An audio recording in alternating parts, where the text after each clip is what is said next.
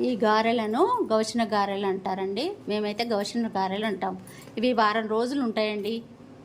పలుసగా కావాలి మీకు, మెత్తగా కావాలంటే కొంచెం దొడ్డుగా చేసుకోండి, కరకర కావాలంటే కొంచెం పలుసగా చేసుకోండి, అంతే.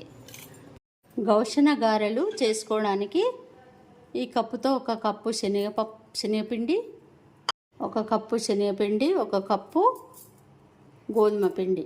గౌషణ గారెలు ఇప్పుడు చేసుకుందాం. ఉప్పు, మీరు తినేదాన్ని బట్టి ఉప్పు కారం వేసుకోండి. ఉప్పు కారం నువ్వులు వేసుకొని కలుపుకొని ఇప్పుడు చపాతీ పిండిలాగా కలుపుకుందాం, తడుపుకుందాం. కొంచెం కొంచెం నీళ్ళు పోసుకుంటూ చపాతీ పిండిలాగా పూరీ పిండిలాగా కలుపుకుందాం.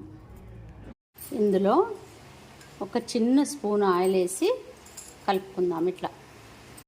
ఇలా తడుపుకొని పూరీలకు, ఈ పూరీలంతా కాకుండా ఇంకో కొంచెం పెద్ద సైజు చేసుకోవాలండి. పీట మీద పొడి పిండి వేసుకొని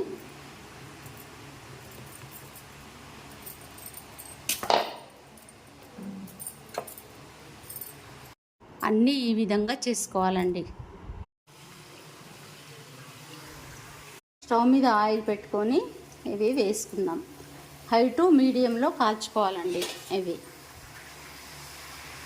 అన్నీ ఈ విధంగా కాల్చుకోవాలండి. ఈ గౌషణ గారెలు రెడీ అయిపోయినాయండి.